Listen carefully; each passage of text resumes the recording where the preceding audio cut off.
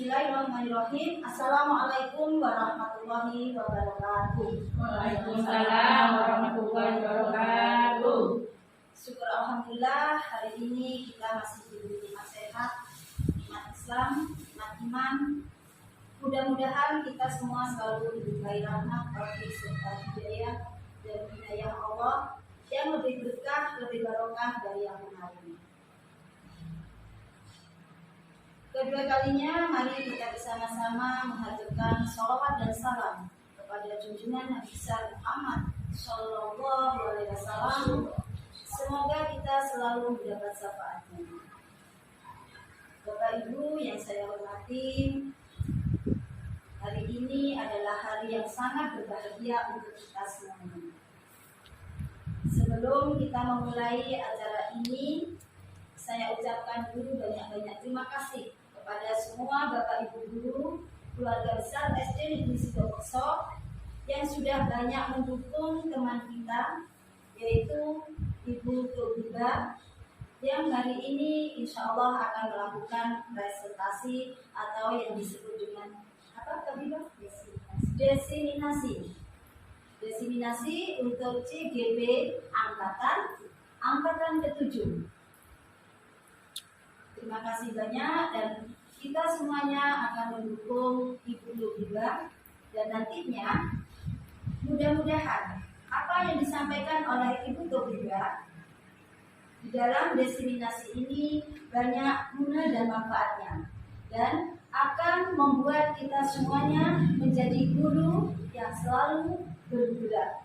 Maksudnya selalu bergerak, kita semuanya mari bersama-sama untuk mencerdaskan anak bangsa dengan memanfaatkan ilmu yang sudah didapat dari pembelajaran di CGP angkatan ke-7. Bapak Ibu yang saya hormati, apabila nanti ada sesuatu yang mungkin kurang berkenan di hati Bapak Ibu, mohon dimaafkan. Karena ini kita sama-sama belajar untuk menjadi penggeraknya siswa kita yang bergerak ini. Oleh karena itu, mari kita bersama-sama saling tunjuk, saling kompak, saling mendukung supaya apa yang kita harapkan nantinya akan mencapai suatu kesuksesan. Selain itu, kita harus juga banyak berikhtiar. Selain ikhtiar, kita banyak-banyak berdoa. Seperti dalam kata-kata bijak bahwa kita akan memulai suatu kegiatan, kita melaksanakan dengan menggunakan duit. Apa itu duit? Duit. D yang pertama adalah doa. U-nya adalah usaha. I-nya adalah ikhtiar, sedangkan T-nya adalah tawakal. Jadi apabila dari keempat huruf ini sudah kita laksanakan, insya Allah kita semuanya akan menuju kesuksesan. Bapak Ibu yang saya banggakan, sebelum kita memulai diseminasi dari buku kita, saya sebagai kepala sekolah di SD Negeri Sidoarjo, nama saya adalah Sumaya SPD MM dengan NIK 1968 0403 1994 03 2008. Adapun desiminasi ini akan disampaikan kepada semua Bapak Ibu guru yang ada di SD Negeri Sidoarjo. Antara lain di sini ada guru wali kelas 1 yaitu Ibu Imana. Ibu Imana. Sedangkan wali kelas 2 adalah Bapak Irfan Effendi. Wali kelas 3 Bu Eva. Silakan buat berdirilah. Yang wali kelas 4 adalah Bu Tobiba sendiri. yang nanti akan mempresentasikan atau mendesimasi. Silakan. Wali kelas 5 adalah Bapak Rifki, Bapak paling ganteng di SD Negeri Sidoarjo. Wali kelas 5 dan wali kelas 6 adalah Ibu Faridatus Saktia, betul? Ya. Sedangkan di sini juga alhamdulillah mempunyai 2 guru mata pelajaran, yaitu mata pelajaran PJOK. Monggo Bu Hajah Nas yang bisa berdiri, alhamdulillah dukungannya Bu Hajah. Terima kasih. Selanjutnya guru PAI atau mapel PAI. Terima kasih, yaitu Ibu Kartati. Bapak Ibu yang saya hormati, ini semuanya adalah keluarga besar SD Sidoarjo yang insya Allah akan memberikan suatu dukungan kepada guru kita. Selanjutnya, saya berharap banyak manfaat dan banyak ilmu yang dibagikan sama Ibu juga dalam menyajikan presentasi atau diseminasi yang akan disampaikan oleh Ibu.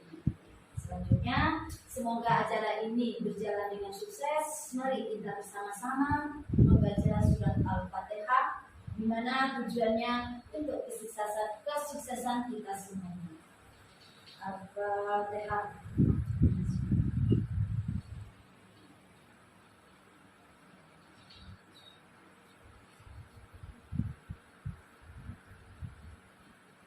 Amin, amin, amin ya rabbal alamin. Selanjutnya, semua waktu saya serahkan kepada Ibu Linda. Kepada Ibu Linda, silakan.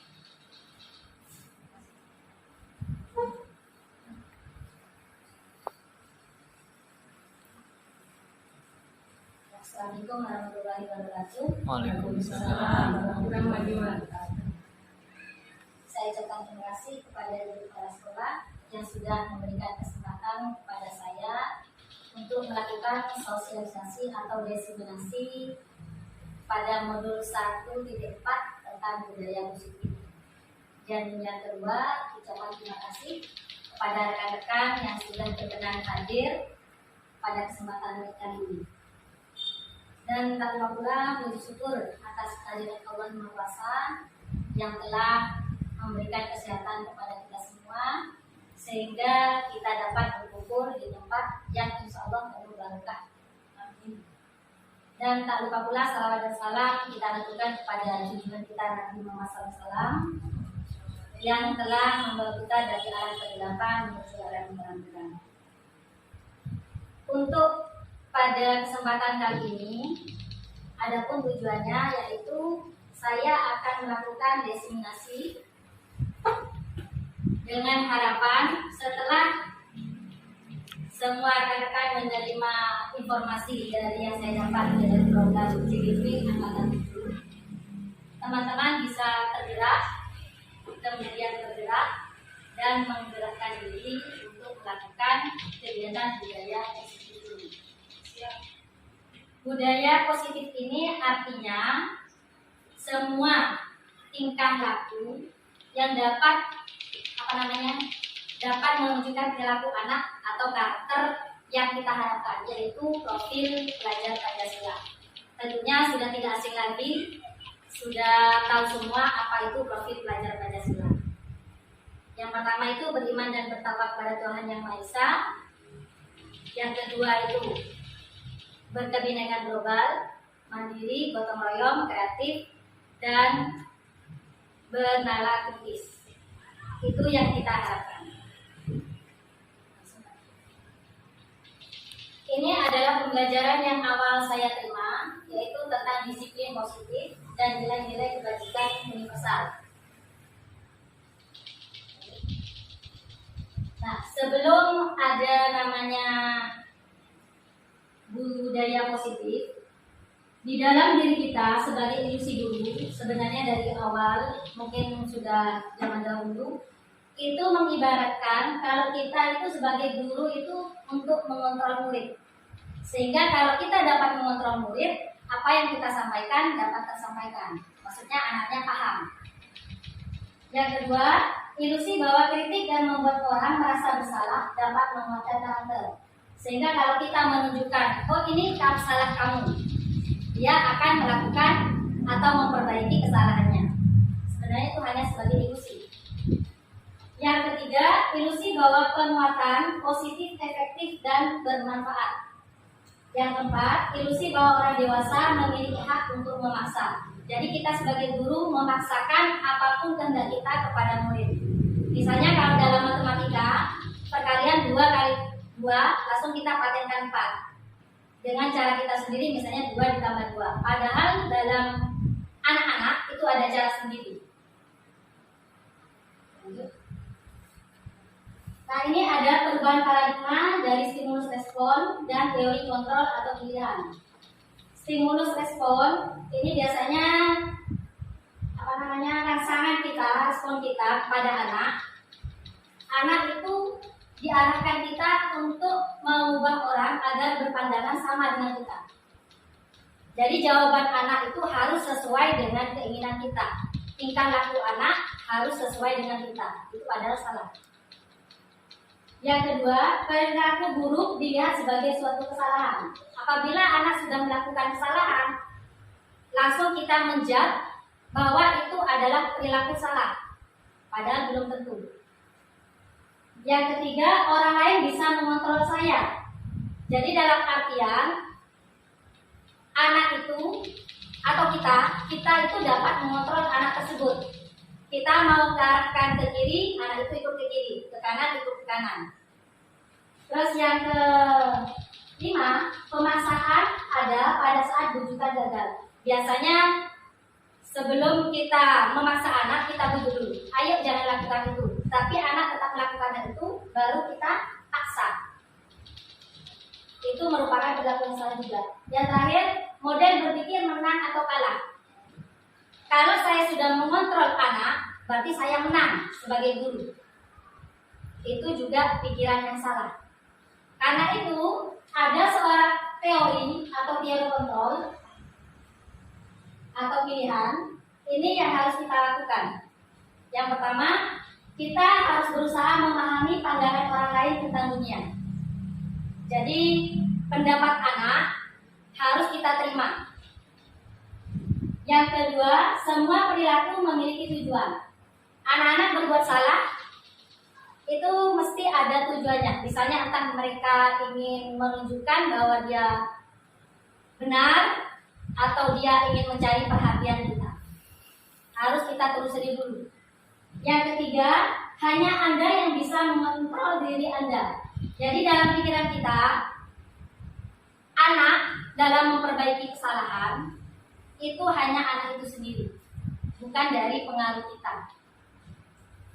Yang ketiga, Anda tidak bisa mengontrol orang lain. Yang keempat, kolaborasi dan konsensus menciptakan pilihan-pilihan baru. Jadi kita berkolaborasi dengan anak dalam mencari solusi, bukan dari kita sendiri, bukan dari kehendak kita. Yang keenam, yaitu model berpikir menang-menang. Jadi win-win, bukan dari menang atau salah, bukan mencari siapa yang menang atau yang kalah. Nah, ini disiplin positif. Teori kontrol tadi itu disampaikan oleh Dr. William Glasser. Yang pertama ini, Anda tidak bisa mengontrol orang lain, hanya Anda yang bisa mengontrol diri Anda. Misalnya kalau kita mempunyai rahasia dalam genggaman tangan kita, itu tergantung dari kita. Kita mau membuka atau mau tetap memegang rahasia ini.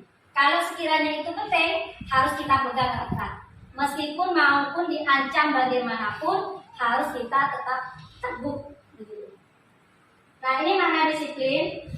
Belajar kontrol diri dengan menggali potensi kita agar tercapai tujuan yang mulia, yaitu sesuatu menjadi seseorang yang kita inginkan berdasarkan nilai-nilai yang kita hargai. Yang kedua yaitu semua perilaku memiliki tujuan. Seperti tadi, kalau anak melakukan kesalahan itu sebenarnya ada tujuan. Dari teori motivasi itu ada untuk menghindari hukuman, untuk mendapatkan imbalan. Ini yang melalui motivasi intrinsik. Terus yang ketiga yaitu untuk menghargai diri sendiri. Inilah yang ketiga ini yang akan menghasilkan nilai-nilai kebijakan universal atau keyakinan kelas. Jadi dari teori motivasi ini yang kita ambil itu yang nomor 3. Jangan anak itu dalam melakukan sesuatu itu hanya untuk menghindari hukuman. Misalnya kan ada peraturan di dalam kelas tidak boleh membuang sampah nanti keliling lapangan.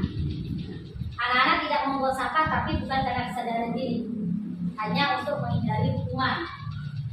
Terus yang kedua untuk mendapatkan imbalan. Biasanya kalau teori dulu itu imbalan itu merupakan sesuatu yang harus.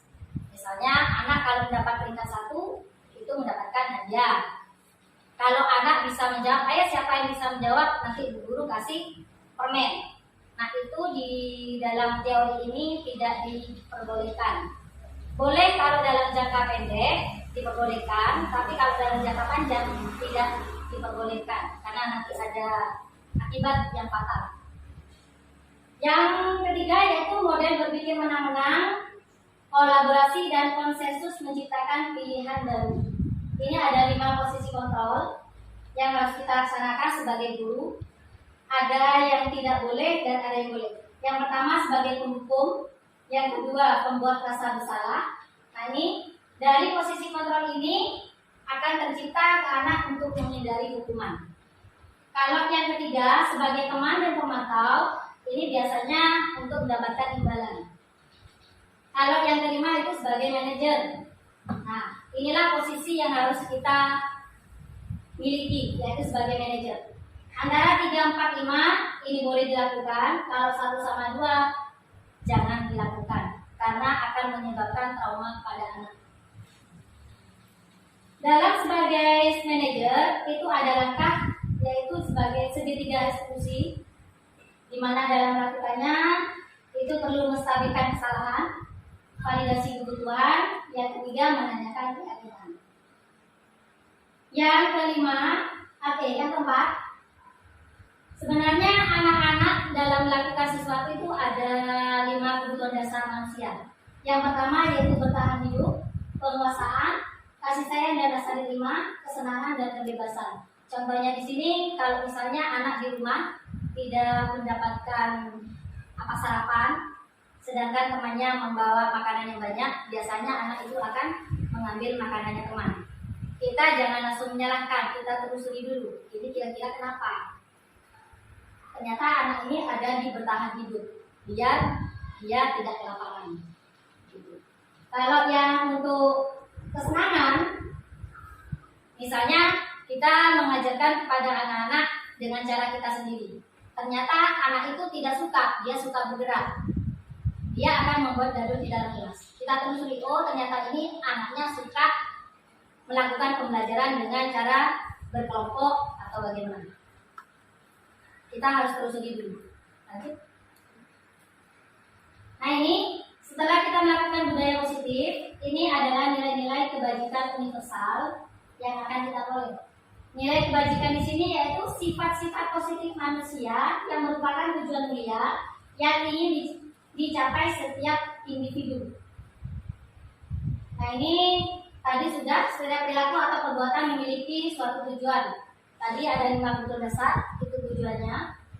Terus yang kedua, dengan menaikkan nilai-nilai kebajikan yang diyakini seseorang, maka motivasi intrinsiknya akan terbangun, sehingga menggerakkan motivasi dari dalam untuk dapat mencapai tujuan mulia yang diinginkan. Dalam ini setelah kita menjadi manajer, anak-anak itu kita mengetahui apa yang dibutuhkan oleh anak didik kita. Yang ketiga yaitu nilai kebajikan yang ingin dicapai oleh setiap anak Indonesia, yaitu yang terkenal dengan profil pelajar Pancasila. Beriman, bertakwa kepada Tuhan Yang Maha Esa dan beragama mulia, mandiri, bernalar kritis, berkebinekaan global, bergotong royong dan kreatif. Ini 5 nilai ini yang akan atau yang perlu kita capai agar anak-anak itu dari profil pelajar Pancasila ini sehingga anak-anak itu dapat mencapai namanya budaya positif ini.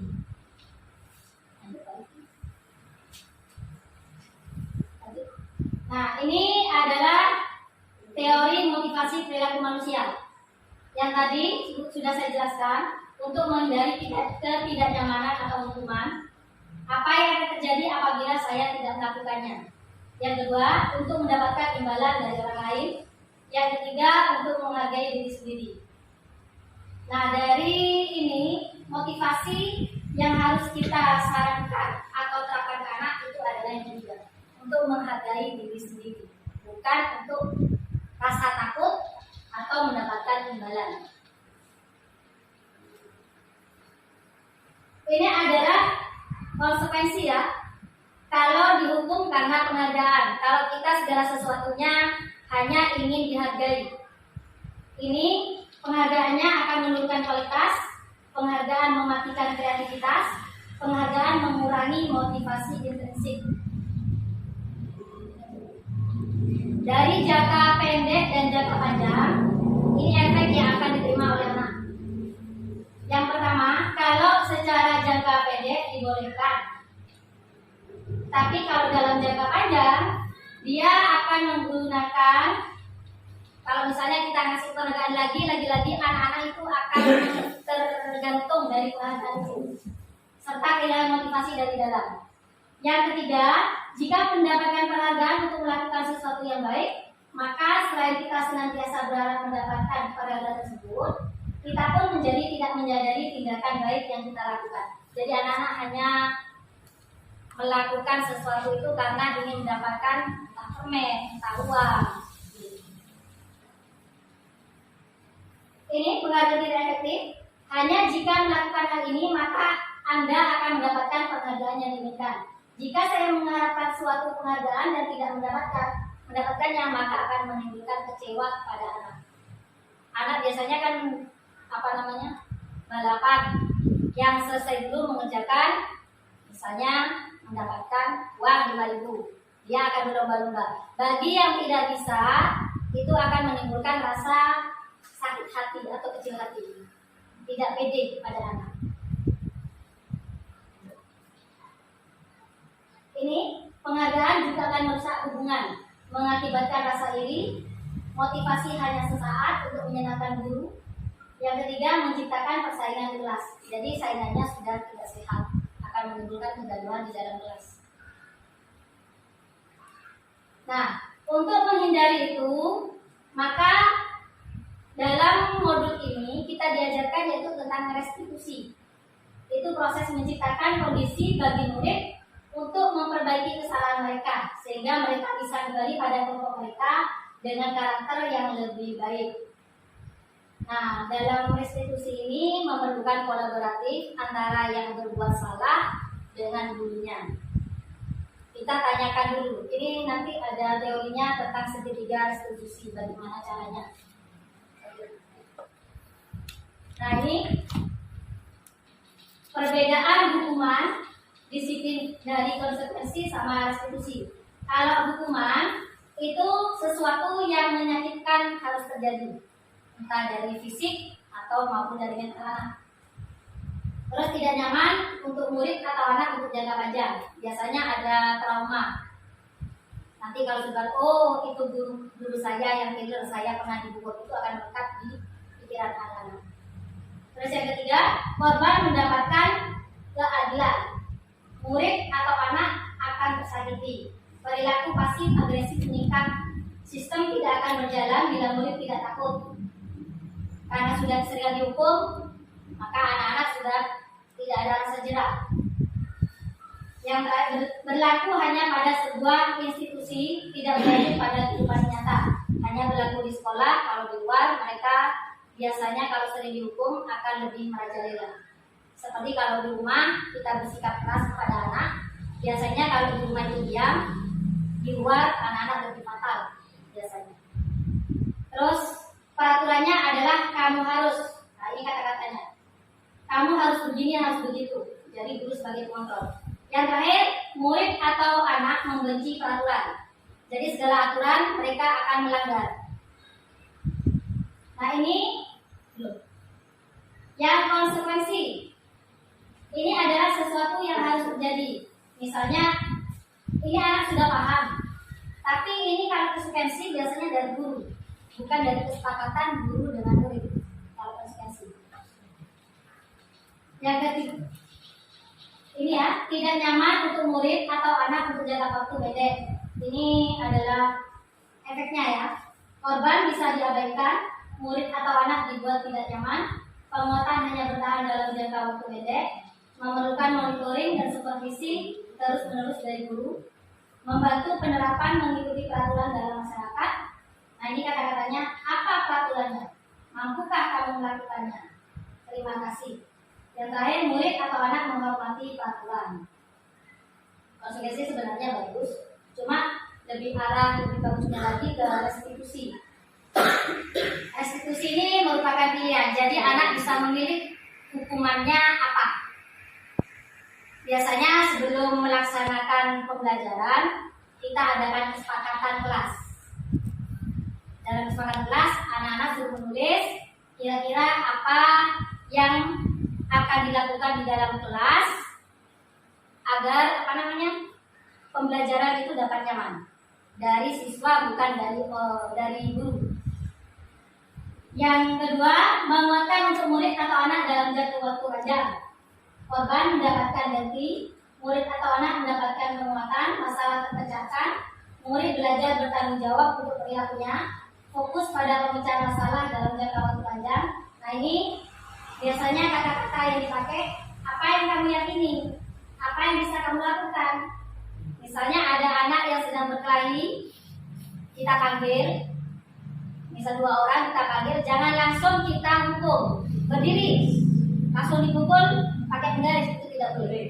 Ya, harus kita selesaikan pakai diskusi. Kita tanya dulu, apa permasalahannya, apa kesepakatan di dalam kelas kita. Yang terakhir, murid atau anak menghormati dirinya dan orang lain. Karena kita sudah menghormati keputusan dari kesepakatan kelas, maka anak-anak juga akan menghormati dari kita, karena itu merupakan kesepakatan dari mereka semua. Ini ciri-ciri restitusi ya. Yang pertama, bukan untuk menebus kesalahan, tapi untuk belajar dari kesalahan. Yang kedua, memperbaiki hubungan. Jadi anak kalau sudah tahu apa yang harus kamu lakukan, saya harus minta maaf dulu. Nah, itu akan memperbaiki antara hubungan dua anak. Yang ketiga, tawaran. Kita berikan tawaran. Bagaimana kira-kira kalian menyelesaikan masalah ini? Yang keempat, restitusi menuntut untuk melihat ke dalam diri. Yang kelima, restitusi mencari kebutuhan dasar yang mendasari tindakan. Kita lihat anak-anak melakukan itu berkelahi karena apa? Mereka biasanya apa? Butuh kasih sayang.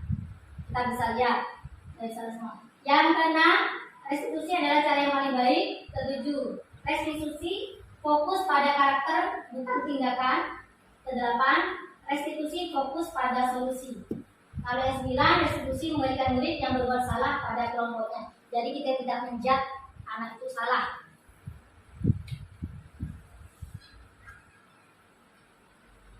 Yang ini pembelajaran yang ketiga, yaitu keterkaitan kelas seperti yang saya sampaikan tadi. Nah, hal ini mengapa bukan peraturan tapi keyakinan kelas? Ini ada pertanyaannya, mengapa kita memerlukan peraturan harus menggunakan helm bila mengendarai kendaraan roda 2? Mengapa kita memiliki peraturan 3M? Nah, ini adalah alasan kenapa tidak pakai peraturan saja, mengapa harus pakai keyakinan kelas. Karena kalau keyakinan kelas ini dapat menggerakkan seseorang dibandingkan mengikuti serangkaian peraturan. Daripada tata tertib datang 15 menit sebelum panggilan. Itu bukan. Kalau melalui kesepakatan kelas atau keyakinan kelas, sehingga anak-anak itu tergerak sendiri. Bukan karena dari paksaan dari peraturan tersebut. Nah ini bedanya peraturan dan keyakinan kelas. Nah ini, selalu kembalikan buku ke tempatnya. Keyakinan kelasnya itu berupa tanggung jawab. Dilarang mengganggu orang lain. Dalam keyakinan kelas itu tidak dibolehkan menggunakan kata negatif. Dilarang, tidak boleh tidak boleh, jangan, nah itu tidak boleh memakai kata itu. Tapi kita menggunakan kata seperti ini. Ya, tanggung jawab. Jadi tanggung jawab, menghormati orang lain, berkomitmen. Jadi kalau ada peraturan anak 15 menit sebelum bel masuk sudah ada sekolah, itu kata-katanya salah karena masuk dalam peraturan. Kalau dalam keyakinan kelas, berkomitmen. Jadi anak berkomitmen diri untuk datang lebih awal. Yang ini dilarang menggunakan narkoba. Jadi tujuannya itu untuk kesehatan, bukan hanya narkoba saja. Terus bergantian atau menunggu giliran. Kita pakai menghormati orang lain atau bersabar. Gunakan masker itu untuk keselamatan sama kesehatan. Jangan berlari di kelas atau koridor. Ini sebenarnya untuk keselamatan. Jadi anak-anak tidak jatuh, nanti luka. Ini modul yang keempat, kebutuhan dasar manusia dan dunia berkualitas. Ada 5 kebutuhan dasar yang sudah disampaikan tadi. Kasih sayang dan rasa terima, penguasaan, kesenangan, kebebasan. Oh ini rasa terima ya. Oke. Yang terakhir yaitu 5 posisi kontrol. Nah ini yang harus kita terapkan kita sebagai seorang guru. Ini adalah 5 posisi kontrolnya: sebagai penghukum, pembuat bersalah, sebagai teman, pemantau, dan manajer. Kalau penghukum biasanya itu ada kaitannya sama fisik, hukuman fisik, menghardik anak, langsung marah, itu juga termasuk penghukum. Itu tidak diperbolehkan. Sekarang kita lihat selama ini posisi kita itu di mana? Apakah sebagai penghukum? Kalau membuat orang merasa bersalah, ini ada kata guru berceramah dan mengatakan seharusnya kamu tidak melakukan ini. Ibu kecewa dengan kamu. Guru seharusnya kamu sudah tahu ibu lelah sekali mengatakannya. Misalnya kamu bilang, kamu ini sudah berkali-kali dengan guru bilangnya. Nah itu termasuk penghukum. Jadi kita langsung menjudge anak itu salah. Itu tidak boleh. Dari pembuat merasa bersalah. Biasanya anak-anak akan, kalau kita langsung tunjuk dia bersalah, dia akan merasa malu atau minder dalam dirinya. Tidak ada percaya diri pada anak. Apalagi kalau kita bilang di hadapannya semua teman-temannya, kita pasti akan minder kan. Terus yang posisi ketiga yaitu sebagai teman. Ini boleh dilakukan. Ini bersifat netral ya, teman dan pemantau. Biasa, tapi kelemahannya kalau sebagai teman, anak ini hanya nurut kepada satu orang guru yang dia anggap sebagai teman. Kalau ke guru lain, biasanya dia akan melawan. Itu kelemahan dari sebagai teman. Kalau pemantau, ini dia hanya aturannya apa? Begitu, anak-anak sudah buat aturannya apa yang harus kamu lakukan? Ini termasuk pemantau atau manajer. Kalau manajer di pemantau ya, berapa banyak detail yang saya harus peroleh, berapa halaman yang harus saya tulis. Ini di pemantau, di murid, di berkata ya. Kalau yang dampaknya menitik beratkan pada sanksi atau hadiah untuk dirinya sebagai pemantau. Nah, ini sebagai manajer sebenarnya agak sulit yang harus kita lakukan kalau menurut saya. Karena ini harus ada rasa apa dan rasa keadilan ya, antara tidak bisa membela, maksudnya ada di tengah-tengah antara dua murid, sehingga dua murid ini tidak merasa bersalah atau merasa diadili. Ini pertama harus mengajukan pertanyaan-pertanyaan. Kita ajukan pertanyaannya, kenapa kamu melakukan hal itu? Kira-kira betul nggak guru dapat laporan begini? Jangan langsung ya. Terus yang kedua, guru berkata sudah, lanjut ke hasil. Ini untuk menguatkan pribadi anak. Yang keempat, murid meletakkan dirinya sebagai individu yang positif dalam dunia berkualitas. Yang kelima, bagaimana caranya saya memperbaiki keadaan. Ini anak-anak mencari sendiri solusinya. Kita hanya sebagai penengah.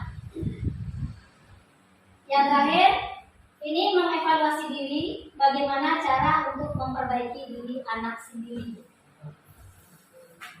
Jadi bukan dari kita solusinya, tapi dari anak. Itulah manfaat dari kesepakatan kelas. Jadi setelah ini mungkin ada yang mau melakukan hal ini, kesepakatan kelas untuk di kelasnya. Biasanya ini dilakukan sebelum awal pembelajaran. Maksudnya sebelum tahun ajaran bisa. Nanti anak-anak menulis, ditempel di di sebuah kertas. Kalau sudah sepakat semua, anak-anak harus mematuhi yang sudah dibuat kesepakatan tersebut. Lanjut. Nah ini pernyataan-pernyataan ya. Saya kecewa sekali dengan kamu. Ini membuat orang merasa bersalah. Ini cirinya. Kamu tidak pernah benar melakukannya. Ini sebagai punggung. Ayolah lakukan demi ibu atau bapak. Ini kata untuk sebagai teman. Yang ketiga, apakah kamu mendapatkan stiker bintang hari ini? Nah, ini sebagai pemantau. Yang keempat, bagaimana kamu bisa menyelesaikan masalah ini? Jadi solusinya dari anak itu sebagai manajer. Kamu selalu yang paling terakhir. Ini sebagai pemukul. Jadi kalau anak selesai mengerjakan tugas belakangan, jangan ditanya, jangan di ya langsung dijudge kalau anak itu bodoh atau lambat, jangan. Mungkin ada kendala lain dari anak tersebut. Oke, lanjut. Ini segitiga restitusi. Ini ada kaitannya dengan kesepakatan kelas tadi.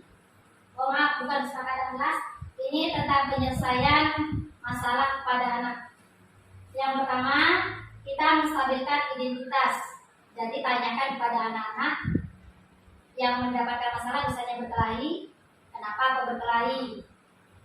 Terus validasi, menanyakan keyakinan. Yang kedua, menanyakan keyakinan, apa keyakinan yang telah kita sepakati bersama.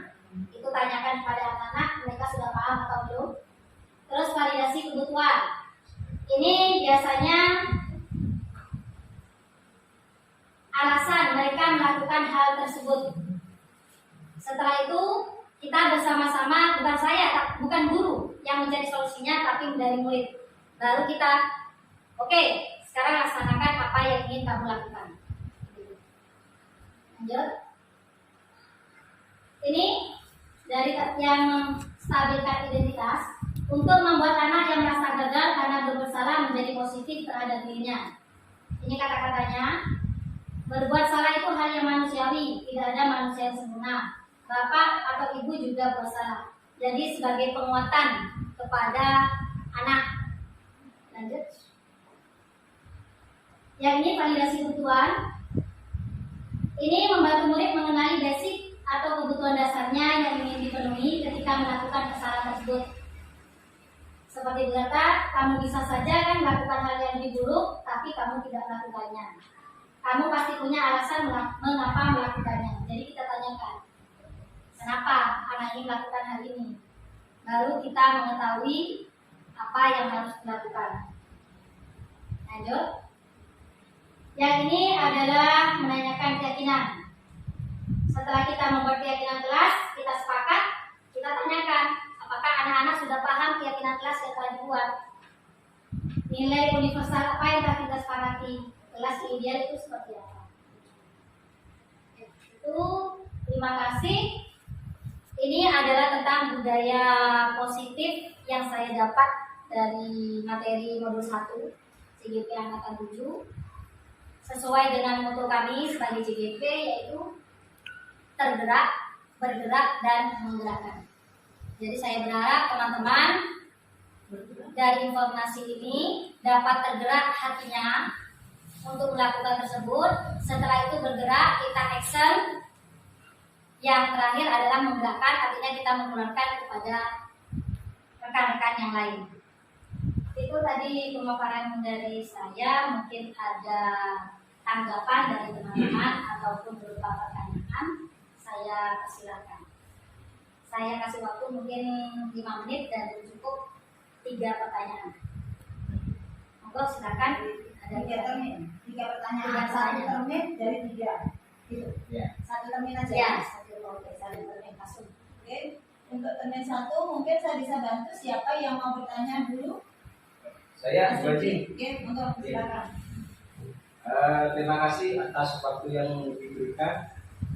Saya rasa untuk materi pada siang hari ini materi yang sangat berbobot, yang membuat kita bisa merefleksi diri kita, yang memposisikan kebaikan kita adalah sebagai penghukum. Di sini saya tertarik sekali dengan kegiatan pada siang hari ini. Yang perlu saya tanyakan, adakah nantinya dari teman-teman CGP Angkatan 7 ini, Bu Tobiba, mempraktekkan langsung bagaimana cara membuat kesepakatan kelas yang menurut Ibu Tobiba itu sesuai dengan apa yang sudah diajarkan, apa yang sudah diterangkan pada siang hari ini. Itu. Terima kasih. Pak Riki atas pertanyaannya. Langsung yang kedua, Pertanyaan kedua, pertanyaannya ada Pak Farida? Ada. Oke, mungkin saya hanya menyampaikan sedikit aja, bukan pertanyaan, tapi mungkin hanya larinya nanti ke pemantapan atau ya tanggapan aja. Alhamdulillah ini tadi setelah saya mengikuti apa yang sudah disampaikan oleh Bu Tobiba, alhamdulillah di sini menyampaikan budaya positif. Berarti ini insya Allah apa yang sudah disampaikan tadi bisa dilaksanakan oleh teman-teman yang ada di sini. Karena di sini sangat unik sekali juga, insya Allah bisa lebih mudah. Sehingga nanti kalau kita tadi dari penyampaiannya itu ada disiplin positif, ya kan? Nah, kemudian juga mengadakan perubahan paradigma, yaitu stimulus respon, disiplin positif. Nah, di mana setiap siswa itu diharapkan termotivasi. Dengan adanya motivasi yaitu tadi ada berapa Mbak motivasi tadi? Ada dua atau 4 ya? Yang saya 2, oh ya 2. Motivasi ekstrinsik dan sebenarnya ada 5, cuma tadi mendalam beberapa poin. Oh gitu, oke. Itu jadi anak-anak bisa lebih termotivasi. Jadi motivasi itu banyak yang termotivasi itu adalah siswanya seperti itu. Kemudian juga pengaruh atau efeknya, efek dalam jangka panjang atau jangka pendek. Ini yang saya sangat tertarik sekali, sehingga tadi juga ada segitiga restitusi, ya segitiga restitusi. Nah, mungkin dengan adanya seperti ini, insya Allah semua Bapak Ibu guru bisa menerapkan budaya disiplin atau budaya positif seperti itu. Terima kasih Bu Tobiba. Itu mohon maaf kalau saya tidak ada pertanyaan karena menurut saya sudah cukup bagus, tetapi monggo silakan untuk melanjutkan apa yang sudah disampaikan oleh Bapak Riki sebagai wali kelas 5. Monggo silakan. Terima kasih atas tanggapannya. Kalau dari pertanyaan Pak Riki yang kesepakatan kelas, kebetulan di kelas 4 itu saya sudah melaksanakan kesepakatan kelas bersama anak. Ada di tempel di sebelah selatan. Itu sudah ada, anak-anak sudah buat, sudah disepakati bersama. Cuma belum saya ketik secara garis besar, belum juga saya laporkan ke ibu kepala sekolah untuk meminta persetujuan. Kalau ingin lebih jelasnya, itu tugas saya. Nanti saya upload di YouTube saya. Bisa dilihat di YouTube di sana. Ini juga ada di guru berbagi. Ya. Nanti semua tugas akan di-share di guru berbagi. Bisa dicek di sana. Ada link. Di channel ya, ada channel di guru berbagi. Nanti misalnya langsung ketik kata kuncinya apa? Oh. Saya sharekan. Ada lagi Pak Riki? Sudah, terima kasih Bu Tobiba atas insya Allah nanti kapan besok saya coba akan melihat kita langsung hasil kerja siswa tentang pembuatan kesepakatan kelas. Terima kasih atas waktunya. Insya Allah nanti akan kita coba di kelas-kelas yang lain. Terima kasih. Intinya kalau kesepakatan kelas itu isinya bukan bersifat negatif. Jadi kata-kata dilarang itu dijauhkan. Siap. Terima kasih. Terima kasih. Ada lagi yang lain? Terima kasih. Mungkin ya. Ya, terima kasih. Saya akhiri kembali. Assalamualaikum warahmatullahi wabarakatuh. Waalaikumsalam warahmatullahi wabarakatuh. Terima kasih kepada Bu Tubiba. Apa yang sudah disampaikan tadi mudah-mudahan bisa berkenan kepada kita dan bisa langsung diterapkan dengan teman-teman yang ada di sini untuk kedepannya. Dan insya Allah kalau nanti ada waktu kita akan berbagi ilmu atau ngangsu kawruh di kelasnya Bu Tubiba, yaitu di kelas 4. Dalam kelas 4, di kelas 4 pelaksanaannya insya Allah sudah melaksanakan diskusi kesepakatan atau sudah melaksanakan budaya positif, sehingga di sana sudah tidak ada yang negatif atau kata-kata yang negatif, sehingga sudah saling menghormati, kemudian rasa tanggung jawab, sudah menumbuhkan rasa-rasa yang bersifat positif. Tetapi siswa tidak merasa dijudge atau tidak merasa diadili. Begitu mungkin intinya. Itu ya, betul ya. Oke, terima kasih Bapak Ibu yang saya hormati untuk kegiatan hari ini, di mana Bu Tubiba sudah melaksanakan presentasi atau diseminasi untuk modul tadi 1 sudah selesai, dan mudah-mudahan hasilnya memuaskan untuk kita semuanya. Terima kasih, kurang lebihnya saya mohon maaf dan saya akhiri. Ihdinas siratal mustaqim. Assalamualaikum warahmatullahi wabarakatuh. Waalaikumsalam warahmatullahi wabarakatuh.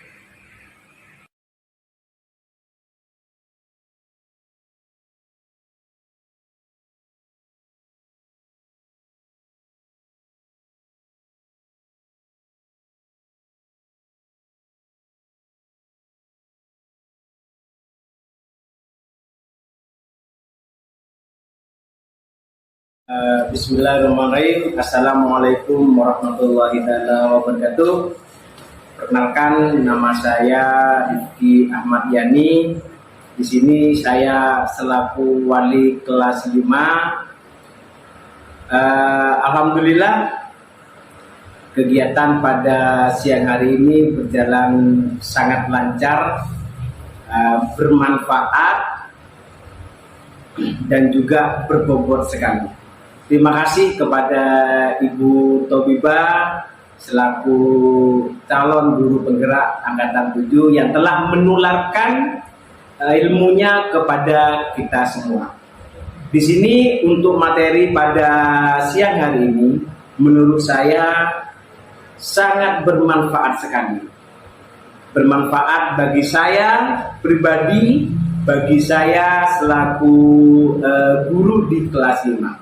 Di mana sebelum saya menerima materi, sebelum saya menerima informasi dari Ibu Tubiba, saya selaku memposisikan diri selaku guru yang penghukum. Maksudnya tanpa menindaklanjuti, tanpa mencari informasi mengapa anak itu melakukan suatu kesalahan. Karena bagi saya adalah dengan cara menghukum anak akan membuat efek jerah kepada teman-temannya yang lain. Setelah saya menerima informasi dari Bu Tubiba tentang diseminasi yang notabene menitik beratkan kepada cara menghukum siswa. Di sini kita diminta oleh Ibu Tubiba sebagai guru yang selaku manajerial.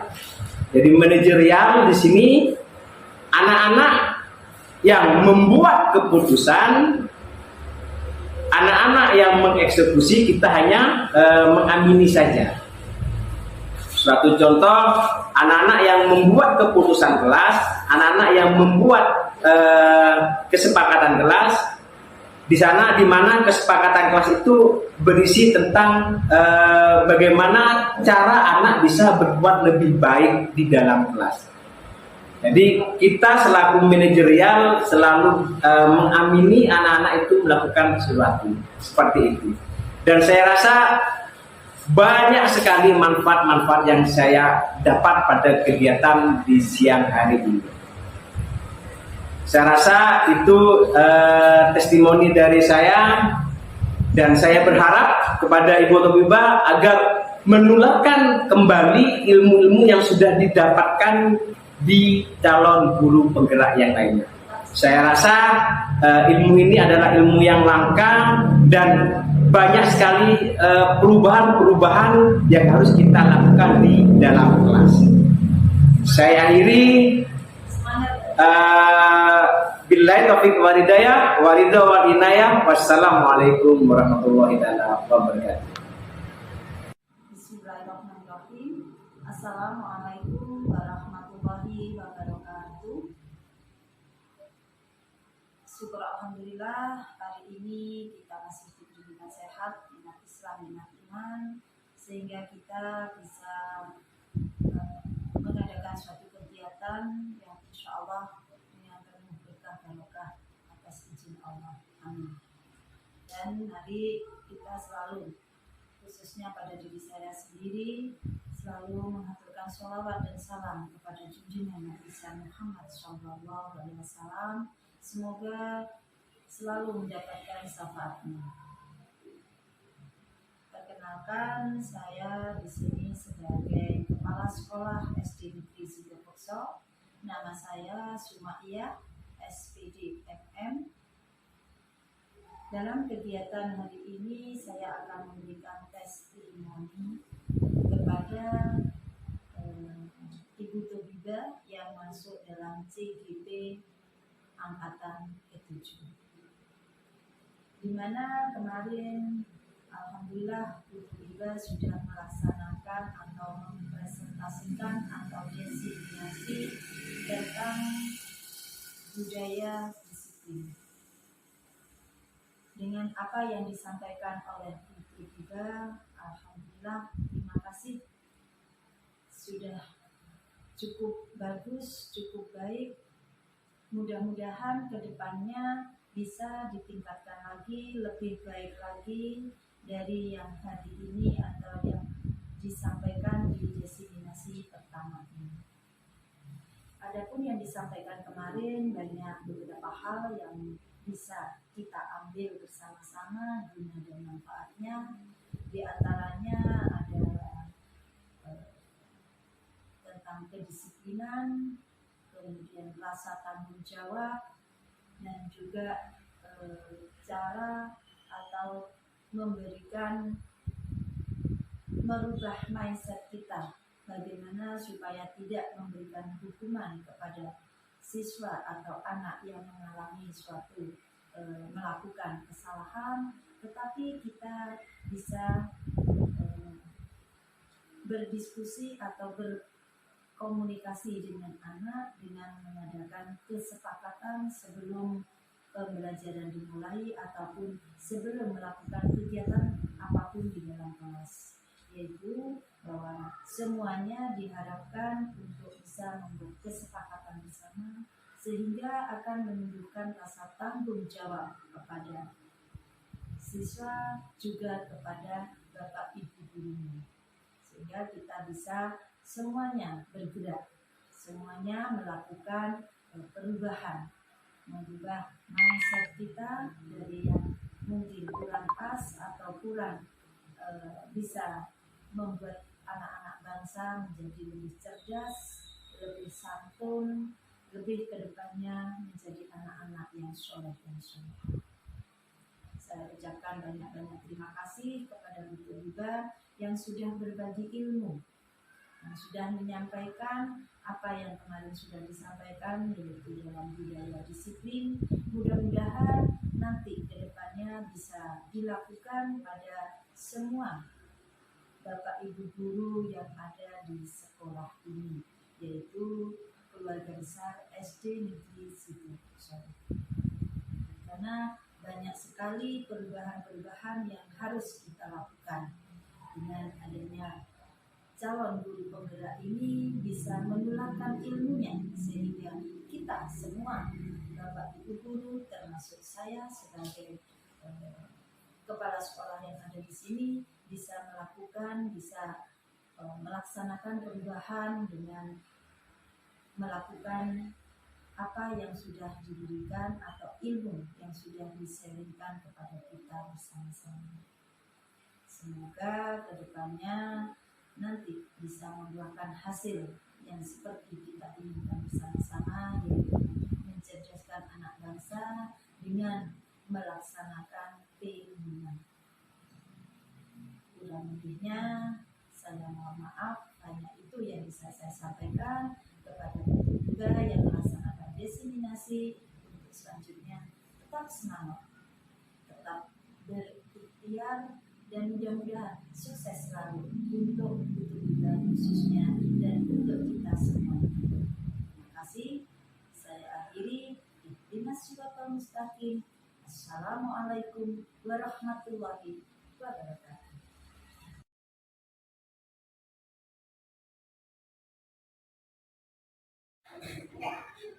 Di semester ini, sebelum kita memulai pembelajaran, kita akan membuat kesepakatan kelas. Artinya kita akan membuat semua kesepakatan kelas yang harus kalian laksanakan selama sebelum pembelajaran. Jadi ini dilakukan setiap hari selama kalian di kelas 4. Nah, ini buku tempel dulu. Caranya ini ya.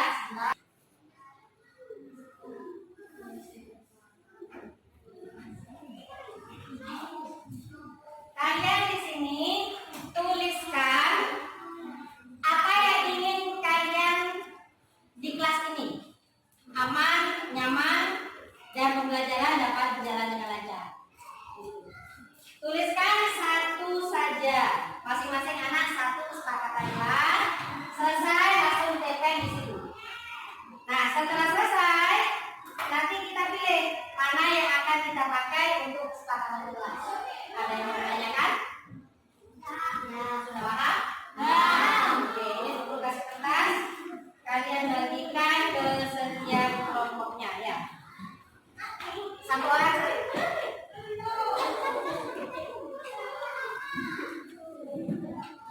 Yang warna ya. Yang kamu yang warna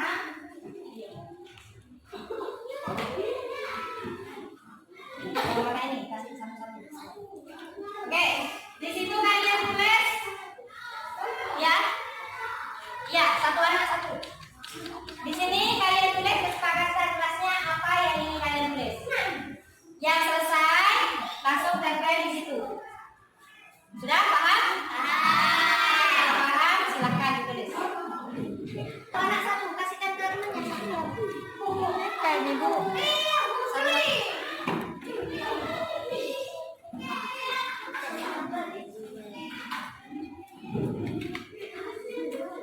Satu anak satu ya. Langsung ditulis sudah. Ini.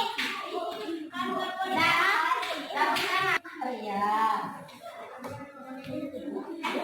Nggak usah pakai nama sudah, langsung tulis saja kesepakatannya apa. Ini ada ibu. Lemnya kita ada di sebelah sini ya.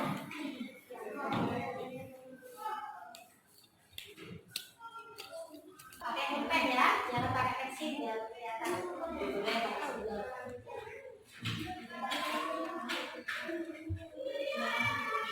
Boleh ditempel di sini. Ini bu.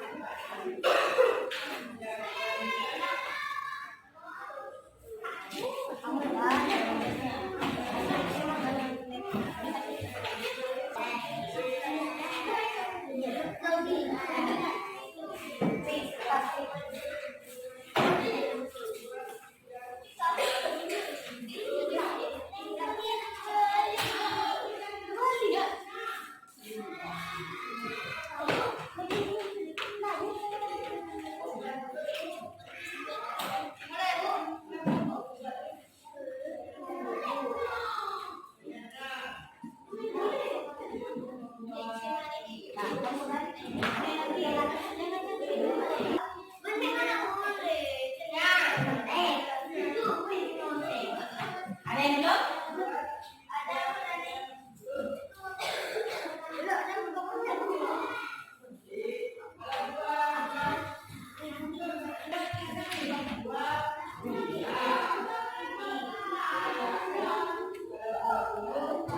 Yang mana ini?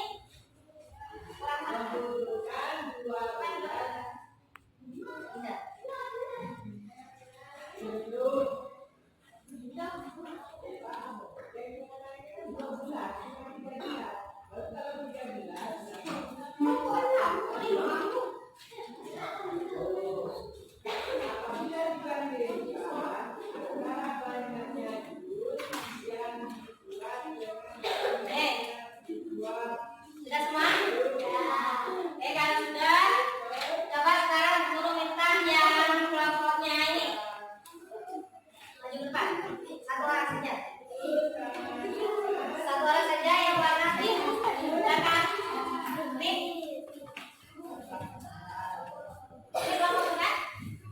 Dibacakan. Yang keras.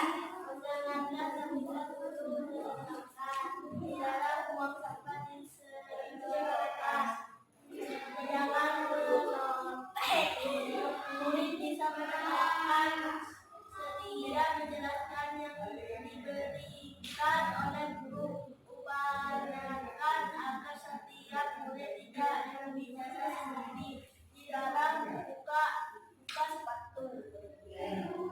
Terus yang warna oranye? Kelompoknya siapa ini? Iya.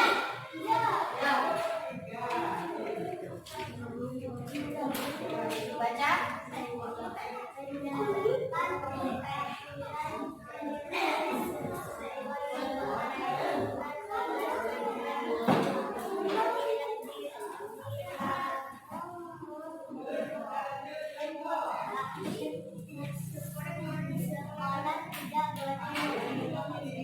Oke, lanjut yang ini.